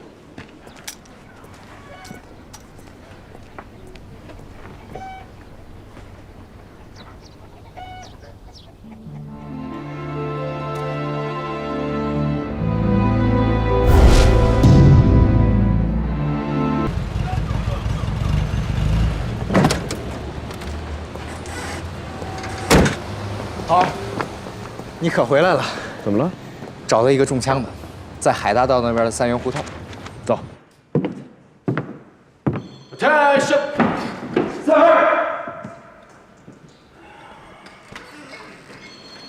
咱们小范围的开个会啊。Sit down。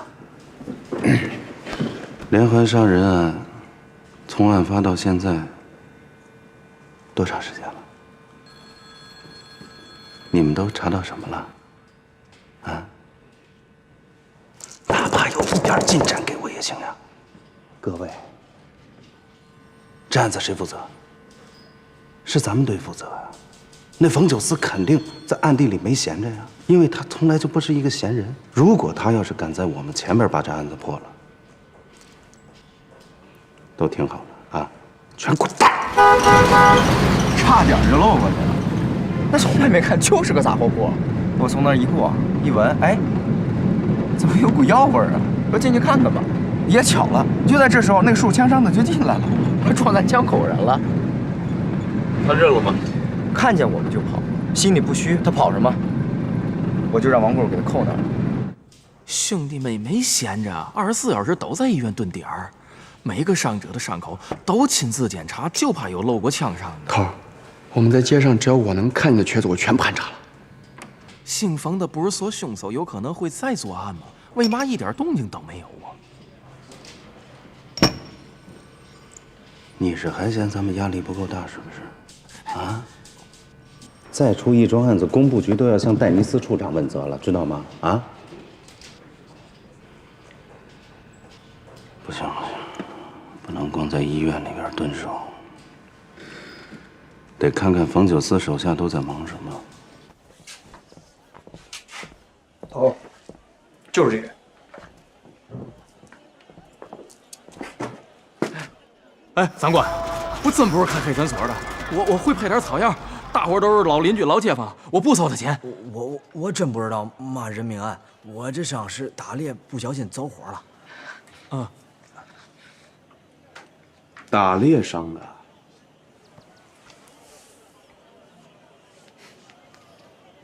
不小心走火，还伤着后背。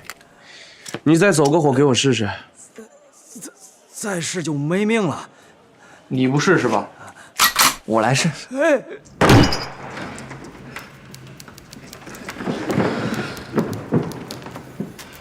他们在查黑诊所。对呀，伤者一定怕被凶手发现灭口，所以不敢去大医院，才去了黑诊所。诡计多端啊！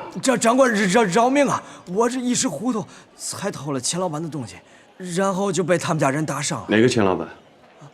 拱北大街仁义当铺的钱老板。我在仁义当铺干过活，撕赔了后门的钥匙，可是东西还没拿，就被他们发现了。饶命啊，长官！饶命啊！把他杀不成了。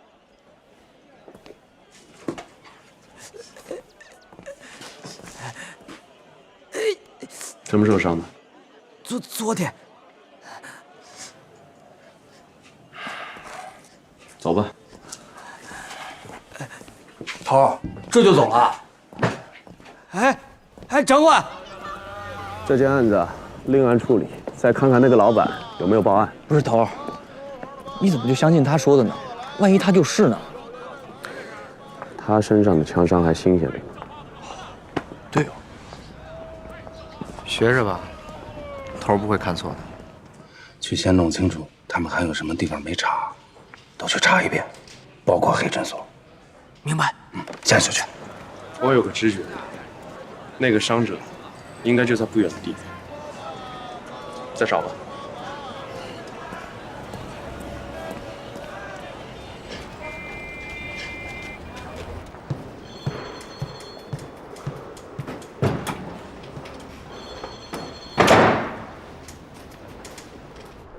重庆方面得到消息，中共一个代号财神的特务成功地打入了日本天津情报机构的核心层。财神？从日本华北方面军司令部情报官那里得到的消息。上面还跟日本人交换消息啊？这日本人走不走，内战早晚要打。现在中共势力日渐强大，不容小觑，党国也是未雨绸缪。是。最近财神异动，频频发出日军的秘密军事情报，日本人十分恼火。那咱们要做什么呢？找到另一个人，另一个代号四爷的人。四爷？日本人找不到财神，就想找到这个和他单线联系的四爷。有情报说，这个四爷就藏在英租界，而且和警务系统颇有渊源，不排除就是你们警务处的人。警务处的人？所以这个任务交给你最合适。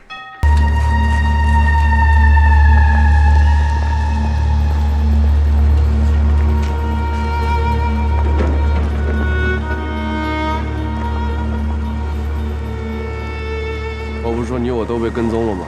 你怎么又过来了？我要想见你，或者不见你，谁也管不着。走，咱去小酒馆聊。就在这儿聊。你跟我进去。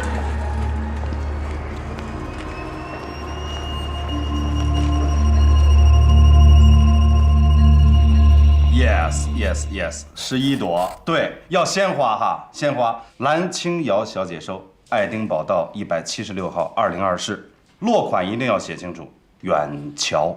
OK， 啊，送给。送花怎么还送费？怎么还要2元呢？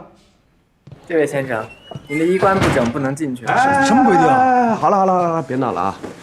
洋人的馆子都讲究这个，先披上吧。能进去了吗？您请。喝什么呀？咖啡要不要？要。甜点呢？都要。服务员，1杯咖啡，2个松米。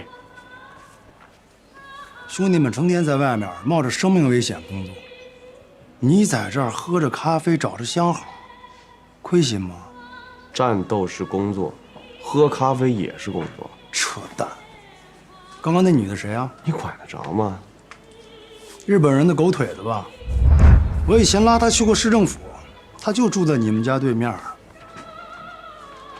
你又盯我的梢。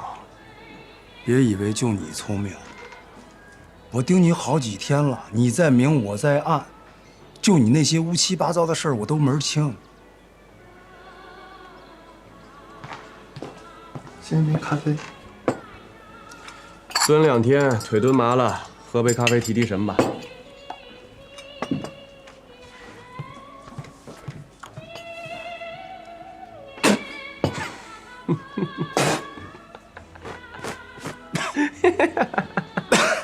你汤都还没加呢，当然苦呢。哎，加这个。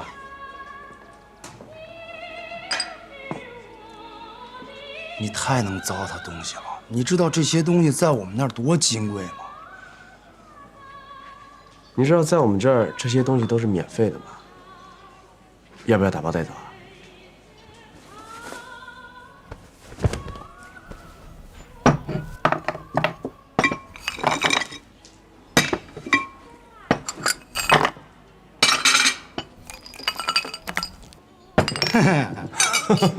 我不嫌弃，我再给你打包一份吧。别假惺惺的，有一天你要是露了馅儿，杀你不含糊。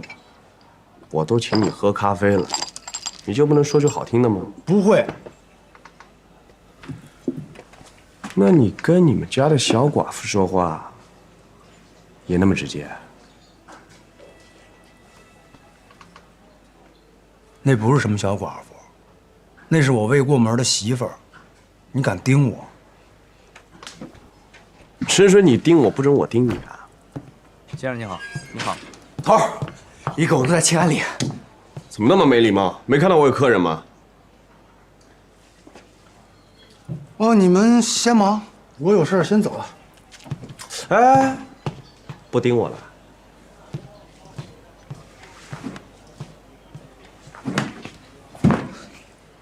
是谁呀？我一线人，什么情况？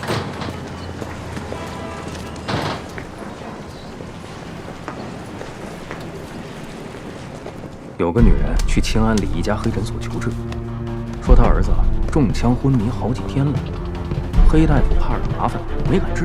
女人住处找着了吗？找着了，也在清安里。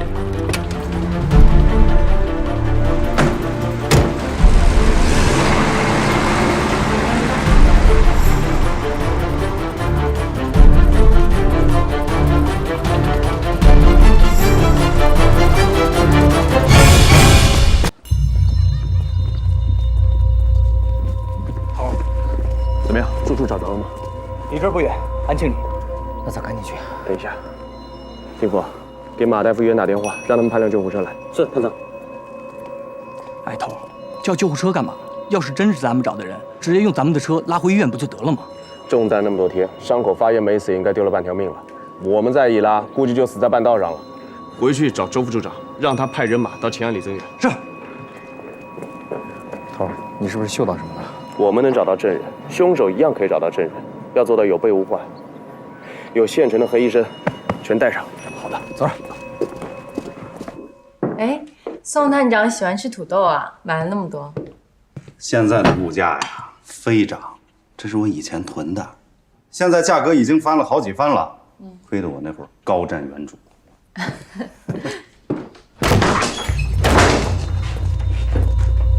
警察，行不行？我有证儿，就你这假证，还想糊弄我？刑部先生，我不敢了，我下次再也不敢了。钱你拿着，跟我去看个病。狗子出事那天，他说出去要找点活干，晚上回来的时候，那是一身的血呀，就这儿中枪了。那为什么不去医院？他说不能去，去了以后让人家知道他的挨枪子儿，就没命了。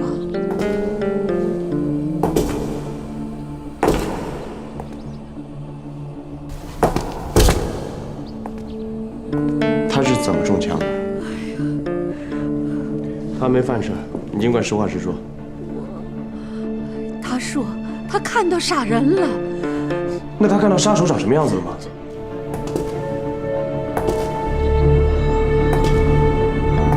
我不知道啊。怎么样？伤口感染厉害，子弹再不取出来，恐怕要挺不住了。救护车一会儿就来，你务必让他坚持到医院。我闻到你的药箱里头有磺胺药粉，应该还有退烧针。不管你是从什么渠道弄到的，只要你把他救了，我可以当成什么事情都没发生。我试试。啊，谢谢。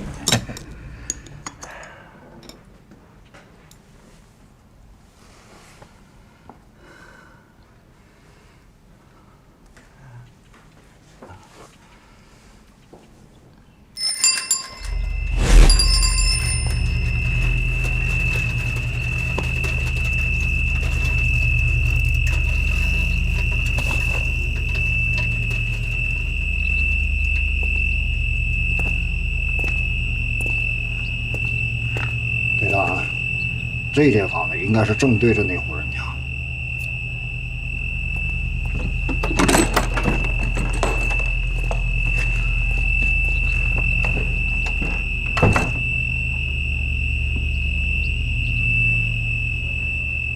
我们家狗子真是老实人，从来也没有跟人结过怨。以前呀是跟人家学古铜的，后来通电关门了，他就跟我说：“娘啊，我得出去找点活干，不能让娘饿死。”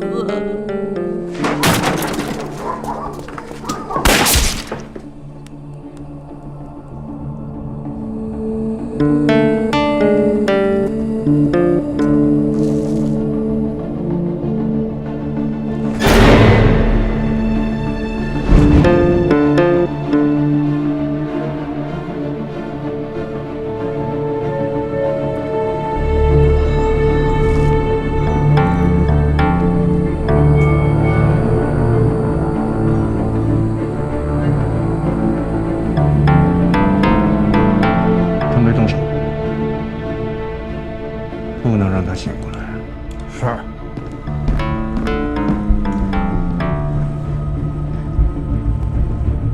伤口已经消毒，上了磺胺药粉，退烧针也打了，我能走了吗？今天的事儿，你就当没发生过。哎，把嘴给我闭紧了，否则的话，小的明白，小的明白。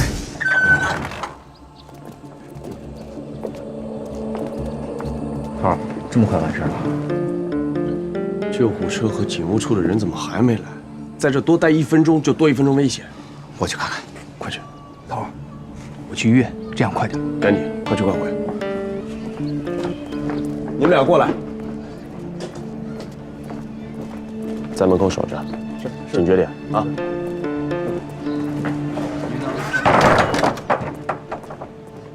哎，味道怎么样？好吃。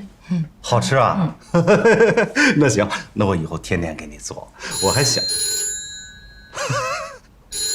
先接一电话，你吃，你吃你的。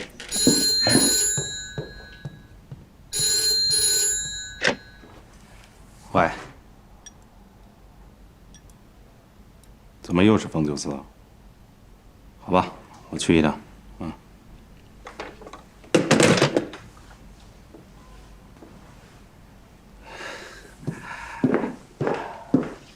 Sorry， 有点事儿，我得回处理一趟。你先吃啊。巡捕先生，我去烧壶水给我儿子。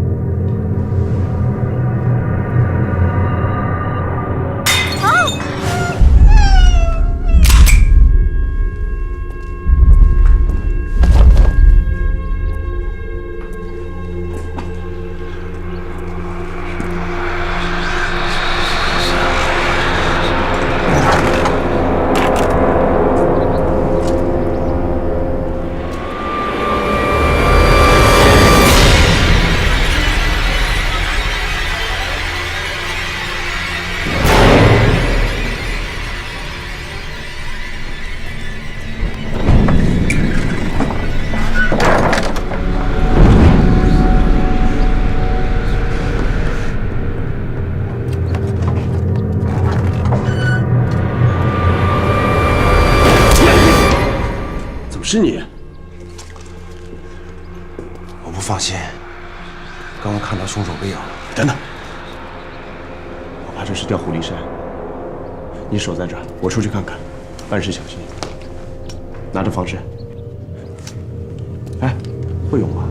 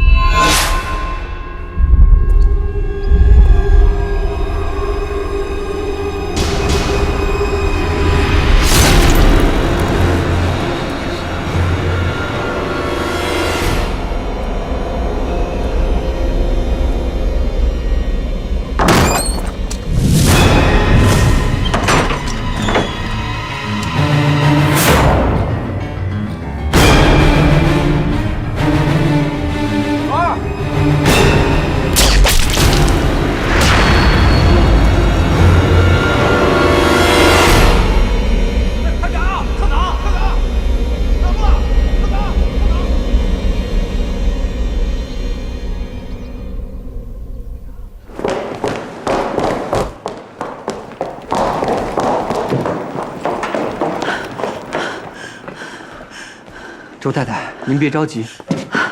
九思怎么样了？我们头没事儿，就是一颗子弹从肩膀这划过去了，没伤到要害位置，真没事儿。我们头命硬。你们怎么保护他的？怎么只有他挨枪了？当时吧，也是寸劲儿。我跟王贵2个人去搬救兵去了，头身边就2个兄弟，现在这俩兄弟都殉职了。万幸就是头没事儿，上天保佑着呢。啊，周太太你别着急，这都怪我们，要不然也不会让头受这罪。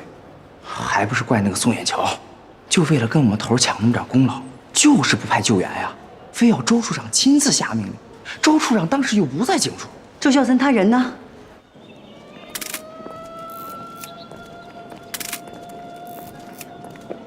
经理，尸首经过确认，正是这个连环杀人案中的目击证人李狗子的妈妈。凶手当时应该是挟持她作为人质，然后把冯探长引到这儿。等我们赶到的时候，冯探长是在这个位置，然后凶手在里边朝他开了一枪。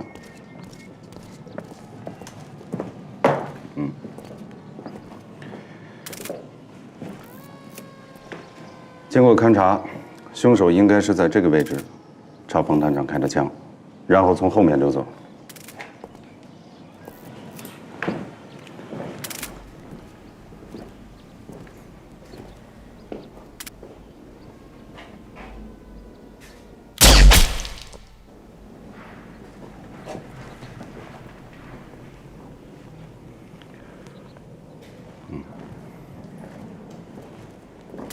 来了这么多人，还让他跑了？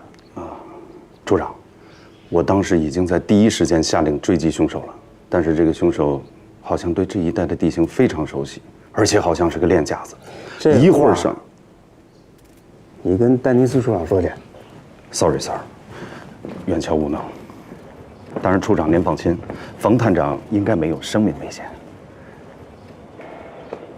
远桥知罪。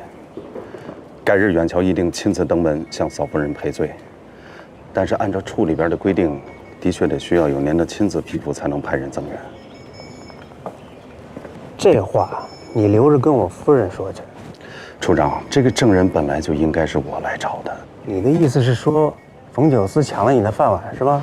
我的意思是说，这一枪本来就应该是远桥来挨的，让冯探长替远桥挨这一枪。远桥心里边愧得慌，所以远桥真的要感谢冯探长的救命之恩。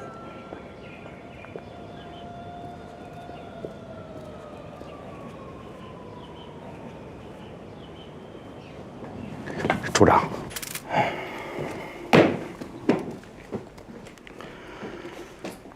侦缉队一共损失了2个人，都是一刀致命。和冯探长一起送到医院的还有1个人。谁？就是您让我盯着的那个车夫，平时总跟冯探长在一起的那个。画像上的人叫杨炳新，是狸猫的哥哥，和狸猫一起参加过吉田行动。